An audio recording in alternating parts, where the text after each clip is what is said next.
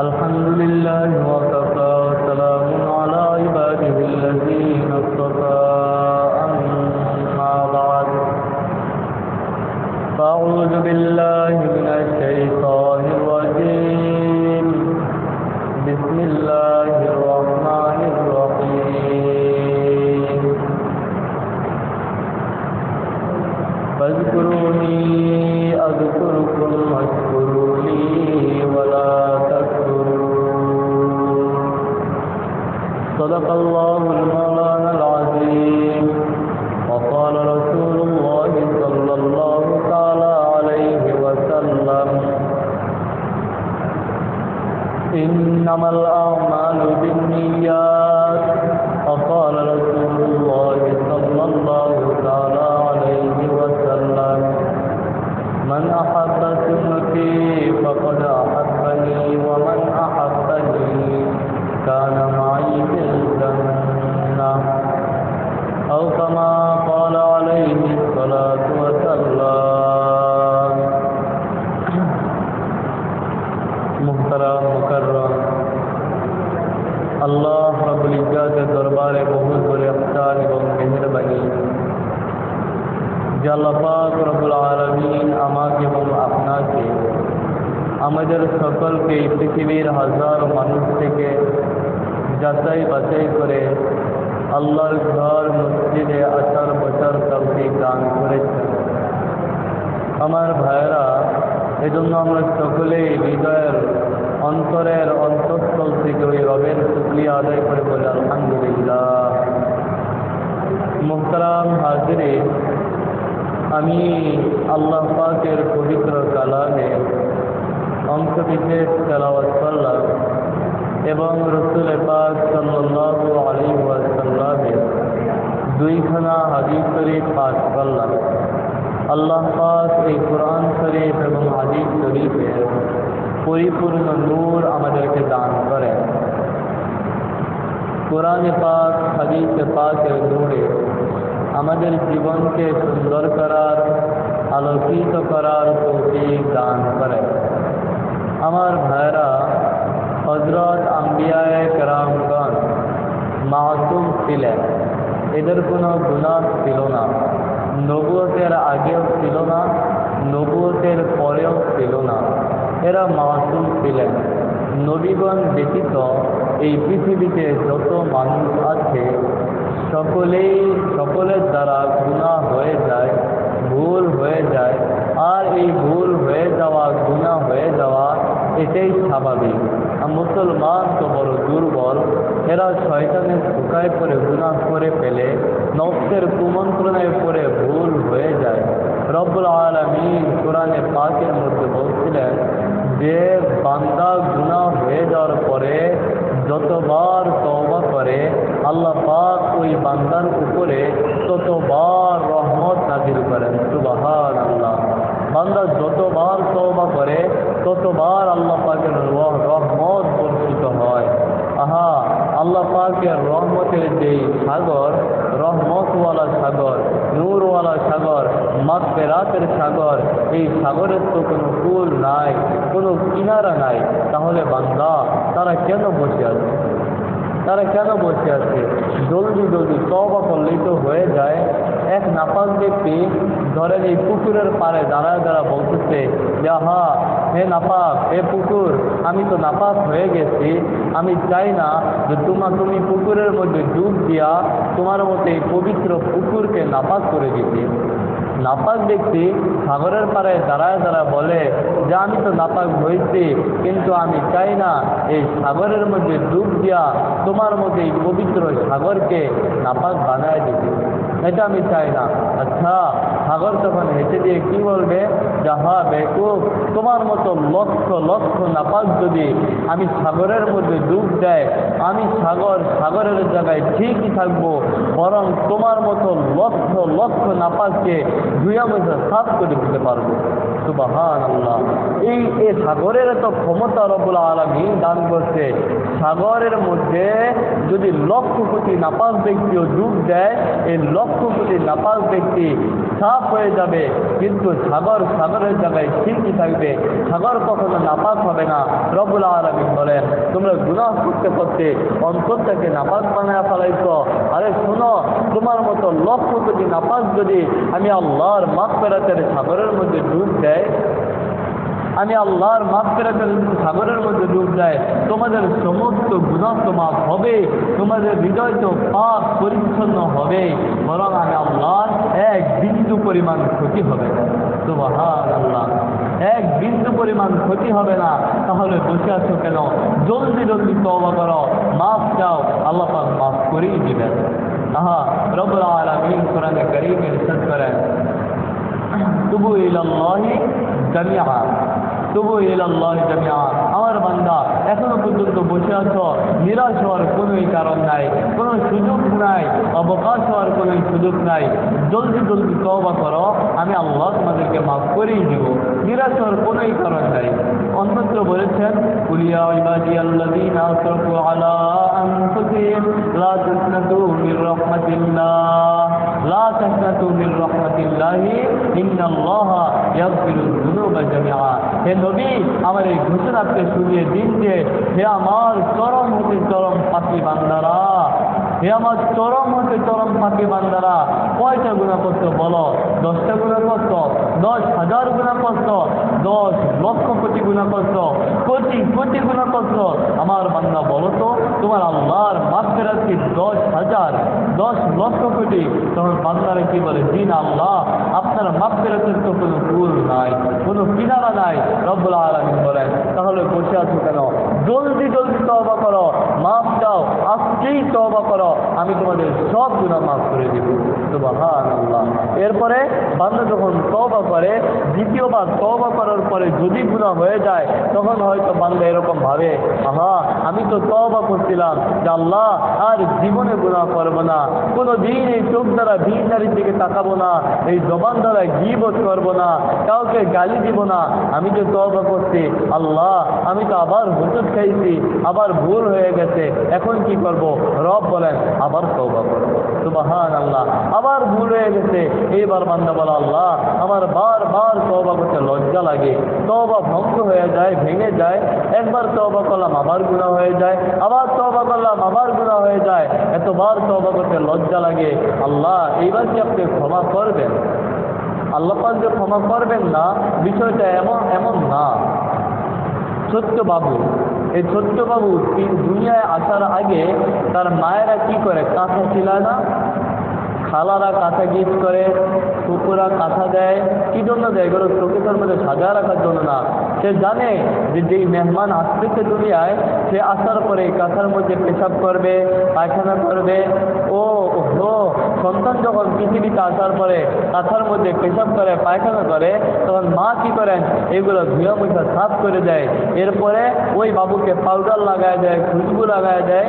তো মা যখন এগুলো পরিষ্কার করে, তখন কি কথা বলে যে জীবনের শেষবারের মতো পরিষ্কার করলাম, আর পেশাব করবা না, আর করতে পারবো না পরিষ্কার, এমনটা বলে না। মা জানে এখন পরিষ্কার করতেছি, আবার কিছুক্ষণ পরে পেশাব করবে, আবার পায়খানা করবে। মা পরিষ্কার করে দিচ্ছে, আবার দেখা যায় কয়েক মিনিট পরে আবার পায়খানা করে দিচ্ছে। আবার পায়খানা করতে ভালো লাগে না এগুলো পরিষ্কার করতে। মা তখন কি করে? এগুলো আবার পরিষ্কার করে, আবার পায়খানা করে, আবার পরিষ্কার করে। মা যতবার পায়খানা করে ততবার পরিষ্কার করে। মা জানে আমি এখন পরিষ্কার করতেছি, আবার করবে।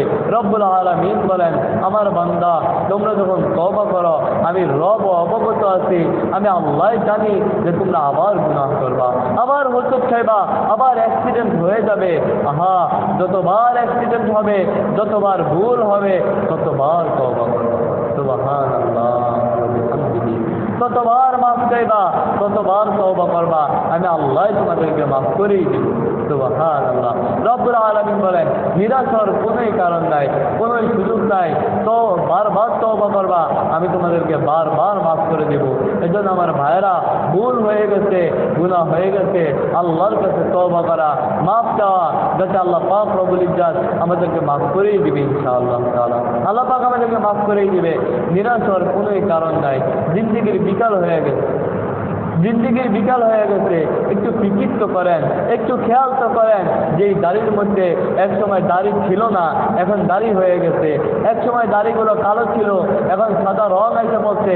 মানে কি মৃত্যুর সার্টিফিকেট হাতে এসে পড়ছে, মৃত্যুর সার্টিফিকেট হাতে এসে পড়ছে। এজন্য ভাই আজকের থেকে তওবা করে আল্লাহওয়ালা হয়ে যায়, আল্লাহওয়ালা হয়ে যায়। প্রতিদিন রাতের বেলায় শোয়ার সময় একটু চিন্তা করব, একটু ফিকির করব, আজকে সারাটা দিন আমি কি করলাম, কয়টা বার রবকে চিন্তা করলাম, কয়বার আল্লাহর নাফরমানি করলাম। আহা, আমার কোনো ভুলের কারণে আমার আল্লাহ আমার উপরে অসন্তুষ্ট হয়ে তো যান নাই, আমার উপরে নারাজ তো হন নাই। এই ফিকির করা, এই চিন্তা করা, যদি দেখি যে সকাল থেকে সন্ধ্যা পর্যন্ত এমন কোনো কাজ করছি যার কারণে আল্লাহ পাক আমাদের উপরে অসন্তুষ্ট হয়ে গেছে, তাহলে ওই রাতে নিজের গুনাহগুলো মাফ করা, আল্লাহর কাছে কান্নাকাটি করা, সিজদার মধ্যে লুটিয়ে পড়া, জিন্দিগির সব গুনাহ মাফ করা, হৃদয়টাকে পাক পরিচ্ছন্ন করা, তারপরে ঘুমাবো, তারপরে ঘুমাবো। সকালবেলা উঠবো তো একজন আল্লাহওয়ালা উঠবে, একজন জালালউদ্দিন রুমি উঠবে, একজন শাম তাবরেজ উঠবে। আহা, সকালবেলা আমি ঘুম থেকে উঠবো, কোনো বেঈমান যাতে না উঠে। প্রভাতের সূর্য আমি দেখবো, আহা, আবু বকররাও সূর্য দেখতো, ওমরে ফারুক সূর্য দেখতো, আলী ওসমানরাও সূর্য দেখতো, এবং ওইদিকে আবু জাহেল, আবুল আহাব, ফেরাউনের মতো এই কাফেররাও সূর্য দেখতো। ফেরাউন তো সূর্যের মধ্যে শুধু সূর্য দেখতো, নমরুদ সূর্যের মধ্যে সূর্য দেখতো, আর আবু জাহেলরা চন্দ্রের মধ্যে চন্দ্রই দেখতো। আর হযরত আবু বকর সিদ্দিক সূর্যের মধ্যে শুধু সূর্য না, আল্লাহ পাকের নূর দেখতো। সুবহানাল্লাহ। ওমরে ফারুক রাদিয়াল্লাহু তাআলা আনহু আসমানের দিকে তাকাইলে এই আসমানের ভিতরে শুধু আসমান দেখতো না, আল্লাহ পাকের নূর দেখতো। এদেরকে আল্লাহ পাক এমন এক চক্ষু দান করছেন, এমন এক চক্ষু দান করছেন। আমার ভাইয়েরা যে হৃদয় চক্ষু আল্লাহ পাক দিচ্ছেন, যেই হৃদয়ের চোখ দ্বারা এরা শুধু আল্লাহ পাকের নূরই দেখতো, যেই দিকে তাকাইতো শুধু নূর নূর আর নূর দেখতে পেত, যেই দিকে তাকাইতো শুধু নূরই দেখতো। এজন্য আমার ভাইয়েরা, একদিন তো প্রভাতের সূর্য উঠবে, একদিন তো সকালবেলায় সূর্য অবশ্যই উঠবে।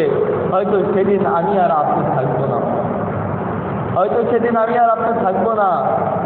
এমন একটা দিন আমার আপনার জীবনে আসবে যেদিন সূর্য সূর্যের জায়গায় ঠিকই উঠবে, কিন্তু আমার আপনার চোখ আর খুলবে না। আমার আপনার শরীরের মধ্যে হয়তোবা তোমার বাবা তোমাকে ঈদের মধ্যে যে জামাটা শখ করে কিনে দিছিল, এই জামাটা শরীর থেকে কেটে ফেলা হবে, কেটে ফেলা হবে, থাকবে না এই জামা। সেই শরীরটাকে এত দামি দামি সাবান দিয়া, লাক্স সাবান, ডেটল সাবান, দামি দামি বিদেশি সাবান দিয়া মাইজা পরিষ্কার করত, এই শরীর একদিন থাকবে না, শরীরের দাপট একদিন থাকবে না। এখন বুক টান টান করে রাস্তা দিয়ে ঘোরো, এই বুক টান টান করে ঘোরার ক্ষমতা চিরকাল থাকবে না, চিরকাল থাকবে না। আমার ভাই, হয়তোবা আমার আপনার কবরের মধ্যে যে কাফনের কাপড় দেওয়া হবে, হয়তোবা এই কাফনের কাপড় বাজারে আইসা পড়ছে।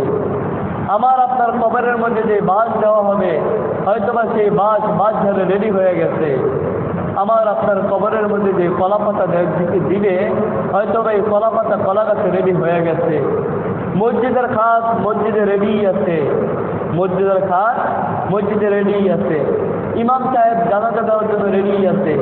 এখন আপনার ইন্তেকাল হয়ে গেলে যদি ইমাম সাহেবকে মাগরিবের পরে বলে যে বাদ মাগরিব আপনি জানাজা পড়াবেন, তাহলে ইমাম সাহেব বাদ মাগরিব রেডি আছে। কিন্তু বন্ধু, এখনো পর্যন্ত আমি আর আপনি রেডি হইতে পারলাম না, এখনো পর্যন্ত আমি আর আপনি রেডি হইতে পারি নাই। আমাদের জিন্দিগির বিকাল হয়ে গেছে। আর কতদিন খেলবি খেলা, মরণ কি তোর হবে না? আর কয়দিন এই দুনিয়ার রং তামাশা নিয়ে ব্যস্ত থাকবা? আর কয়দিন টাকার পিছনে ঘুরবা? আর কতদিন ক্ষমতার পিছনে ঘুরবা? আর কতদিন দাপট নিয়ে বুক টান টান করে ঘুরবা? আর কতদিন জুলুম করবা? আর কয়দিন সমাজের মানুষের উপরে অত্যাচার করবা? আর কতদিন? এখন তো একটু রবের দিকে ফিরো, এখন একটু রবের দিকে ফিরো। এই পৃথিবীর কোনো শক্তি তোমাকে বাঁচাইতে পারবে না। যুবক ছেলে, 20 বছর বয়স, মালাকুল মউত আজরাইল আইসা বলছে। ছেলেটা বলে, মালাকুল মউত, এত তাড়াতাড়ি তুমি আমার কাছে আইসা বললা? হ্যাঁ, আমি তো এখনো পর্যন্ত বিয়ে শাদী করি নাই, এত তাড়াতাড়ি তুমি আমার কাছে এসে বলো, আমি ভাবতেও পারি নাই। মালাকুল মউত তখন বলবে যে আল্লাহ পাক কি আগেই কালামের পাকের মধ্যে ফরমান নাই যে একবার মালাকুল মউত যার সামনে উপস্থিত হয়ে যায় কেউ তাকে হটাইতে পারে না, কেউ তাকে সরাইতে পারে না। আমার ভাই, একবার যদি মালাকুল মউত আজরাইল আইসা পড়ে কেউ তাকে সরাইতে পারবে না, কেউ তাকে হটাইতে পারবে না। মালাকুল মউত পৃথিবীর বুলেট কামানকেও ভয় করে না, কাউকে ভয় করে না। কে তোমাকে বাঁচাবে? হসপিটাল যায় মানুষ বাঁচতে, কেউ মরতে যায় না, কিন্তু হসপিটাল থেকে মানুষের লাশ আর বেশি আছে।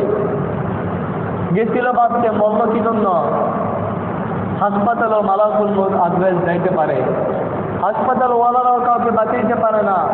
যেই ডাক্তার তোমাকে বাঁচানোর জন্য এত এত পেরেশান, এত ফিকির করে, এত চেষ্টা করে, এই ডাক্তার নিজেই তো থাকে না, ডাক্তার নিজেই থাকবে না, কে তোমাকে বাঁচাবে? আর কয়দিন দুনিয়ায় থাকবা? এই পৃথিবীর কেউ তোমার আপন না, কেউ তোমার আপন না। সুসময় আয় বন্ধু বটে হয়, অসময় হয় হয় কেউ কারো নয়। সুসময় যখন তোমার ভালো সময়, তখন দেখবো বন্ধুর অভাব নাই। তোমার টাকা আছে, বন্ধুর অভাব নাই। ক্ষমতা আছে, বন্ধুর অভাব নাই। সম্পদ আছে, বন্ধুর অভাব নাই, বন্ধুর অভাব নাই। এমপি সাহেবের বন্ধুর অভাব নাই, মন্ত্রীর বন্ধুর অভাব নাই, লেকিন কোনো রিক্সাওয়ালার বন্ধু নাই। কারণ কি? তার টাকা নাই, তার ক্ষমতা নাই, তার সম্পদ নাই। যতদিন তোমার অবস্থা ভালো থাকবে ততদিন তোমার বন্ধু থাকবে। তোমার অবস্থা দুর্বল হবে, বন্ধুও থাকবে না, বন্ধুও থাকবে না। তোমার কবরে তোমার একাই যাইতে হবে, তোমার কবরে তোমার একাই যাইতে হবে। ওই কবরের মধ্যে একা একাই শুইতে হবে, একাই ঘুমাইতে হবে, একাই থাকতে হবে। তোমার বিপদের সময় কেউ তোমার পাশে থাকবে না, তোমার বিপদে তোমাকেই থাকতে হবে। কার জন্য এত মায়া? কার জন্য এত চোখের পানি? কার জন্য আজকে তুমি মিথ্যা বলো? কার জন্য মিথ্যা বলো? কার জন্য গীবত করো? কাকে সন্তুষ্ট করার জন্য আরেকজনের পকেট মারো? কাকে খুশি করার জন্য তুমি চুরি করো? কাকে সন্তুষ্ট করার জন্য নামাজ ছেড়ে দাও? কার জন্য? কেউ তোমার আপন না, তুমি নিজেই তো তোমার আপন না। তোমার হাত তোমার আপন না, তোমার পা তোমার আপন না, তোমার জবান তোমার আপন না। কাল কিয়ামতের ময়দানে হাত তোমার বিরুদ্ধে মামলা দায়ের করবে। যে হাতকে তুমি এত মায়া করো, যে হাতকে বিদেশি সাবান দিয়া রইলা ময়দা পরিষ্কার করো, এই হাত তোমার বিরুদ্ধে কিয়ামতের ময়দানে মামলা দায়ের করবে। যে পায়ের মধ্যে একটু ব্যথা পাইলে পায়ের মধ্যে মলম লাগায় দাও, পাকে মলম লাগায় দাও, এত যত্ন করো, এই পা কিয়ামতের ময়দানে তোমার বিরুদ্ধে মামলা দায়ের করবে। এই পা তোমার আপন না, এই হাত তোমার আপন না, তুমি নিজেই তো তোমার আপন না। কার জন্য এত মায়া? কার জন্য এত চোখের পানি ফেলো? কার জন্য? কার জন্য? দুঃখিত আদমিরা কাশল জোরে জোর, দুঃখিত আদমিরা কাশল জোরে জোর, একে আবেদানা দিগর থাকে গোর। দুইটা জিনিস সবসময় মানুষকে ডাকতেই থাকে, একটা হচ্ছে রিজিক, আরেকটা হচ্ছে মৌত। মৃত্যু সবসময় মানুষকে ডাকতে থাকে, সবসময়। মৃত্যু তোমার সাথেই থাকে, মালাকুল মউত তোমার সাথেই থাকে। আমার প্রান্তীয় উস্তাদ হযরত মাওলানা হুসাইন আহমদ সাহেব দামাত বরকাতুহুম বলেন, আল্লাহ পাক হযরতের হায়াতের মধ্যে বরকত দান করেন। হযরত বলেন, বন্ধু তুমি যখন রাস্তা দিয়ে একা একা হাঁটো, কি মনে করো তুমি একা হাঁটতেছো? তুমি একা না, মালাকুল মউত আজরাইল তোমার সাথেই আছে। তুমি যখন রাতের বেলা একা একা শুয়ে থাকো, ভাবো তুমি একা শুয়ে আছো, তুমি একা না, মালাকুল মউত আজরাইল তোমার সাথেই থাকে, সাথেই আছে, একা না তুমি। তুমি যেখানেই যাও মালাকুল মউত তোমার সাথেই থাকে। তুমি দেখো যে আমি রাস্তা দিয়ে একা একা হাঁটতেছি, কিন্তু মৃত্যু তোমার সাথেই আছে। আর কয়দিন দুনিয়ায় থাকবা? আরেকটা হচ্ছে রিজিক। রিজিক সবসময় মানুষকে ডাকতেই থাকে। এই পৃথিবীতে তোমার রিজিক শেষ, তোমার হায়াত শেষ, হায়াত শেষ, সব রেডি হয়ে গেছে, কিন্তু আমরা এখনো পর্যন্ত রেডি হইতে পারলাম না। নিজকে নিজ প্রশ্ন করেন, নিজেকে নিজ জিজ্ঞাসা করেন যে আজকে যদি তোর মৃত্যু হয়ে যায়, আজকে যদি তোর মৃত্যু হয়ে যায়, এখন যদি তোর মৃত্যু হয়ে যায়, হয়তো বা এশারের পরে তোকে দাফন করা হবে। এশারের পরপরই ফেরেশতারা যখন জিজ্ঞাসা করবে যে দুনিয়ায় কি করছিলা, তার জন্য নিজের জীবনটাকে উৎসর্গ করছিলা, আল্লাহ পাক যে সিজদা করতে বলছেন, যে কয়েকটা নামাজের সময় তোমার জীবনে দিচ্ছেন, প্রত্যেকটা নামাজ ঠিক মতো পড়ছিল তো? জবাব দিতে পারবা? জবাব আছে। এই জন্য বন্ধু, নিজের জবাবটাকে রেডি করে তারপরে কবরে যাও, উত্তর রেডি করে কবরে যাও। আল্লাহ পাক যদি জিজ্ঞাসা করেন কয়টা সিজদা রবকে করছিলা, কি জবাব দিবা? আজকে ইন্তেকাল হইলে কালকে যদি তোমাকে জিজ্ঞাসা করা হয় কয়বার আল্লাহকে আল্লাহ বলে ডাকছিলা, কয়বার তোমার মাকে মা বলে ডাকছিলা, জবাব দাও। এই জবানের মালিক রব্বুল আলামিন। কথা বলো শক্তি আল্লাহ দিতে, তোমার মা তোমাকে দেয় নাই। কথা বলো শক্তি রব্বুল আলামিন দিতে, তোমার বাবা তোমাকে দেয় নাই। হ্যাঁ, আল্লাহ পাক তোমার মাকে ভালোবাসতে বলছেন, এই জন্য বাসবা। আল্লাহ পাক মাকে মা বলে ডাকতে বলছেন, এই জন্য ডাকবা। কিন্তু রব কি রবেকে আল্লাহকে আল্লাহ বলে ডাকতে নিষেধ করছিলেন? না, আল্লাহকে আল্লাহ বলে ডাক দিতে বলছে, আল্লাহকে কতবার আল্লাহ বলে ডাকছিলাম। আল্লাহ পাক রব্বুল ইজ্জত বলেন, তুমি যেমন তোমার মাকে ডাক দিলে মা বইলা, তোমার মা খুশি হয়ে যায়। তুমি কি জানো না তোমার রব যখন তুমি তোমার আল্লাহকে একবার আল্লাহ বলে ডাক দাও, আল্লাহ পাক তোমার উপরে রাজি খুশি হয়ে যায়। শুধু রাজি হয় না, তোমার জন্য জান্নাত দিয়ে দেয়। সুবহানাল্লাহি ওয়া বিহামদিহি, সুবহানাল্লাহিল আযীম। এজন্য আমার ভাইরা, এজন্য রেডি হই, জবাবগুলো উত্তরগুলো রেডি করা, তারপরে কবরে যাই। আল্লাহ পাক রব্বুল ইজ্জত আমাদের সকলকে তৌফিক দান করেন। আল্লাহ পাকের ওলি হওয়ার তৌফিক দান করেন, আল্লাহর দেওয়ানা হওয়ার তৌফিক দান করেন। ওয়া আখিরি দাওয়ানা আলহামদুলিল্লাহি রাব্বিল আলামিন। যারা সুন্নাত পড়ে